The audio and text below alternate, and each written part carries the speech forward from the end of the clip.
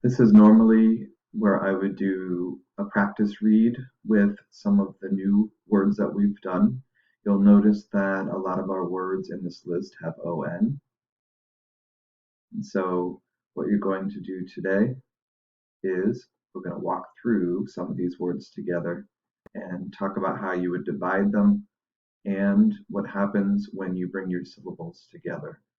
Let's look at the first word, common. First thing you want to do is look at where your vowels are, and then in between the vowels are two consonants. So you would separate between them. Common, common. Let's try another one. Custom, custom. Canyon, canyon. Okay, two more on your own.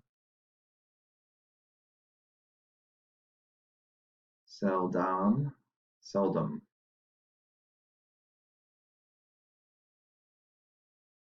Cotton, cotton.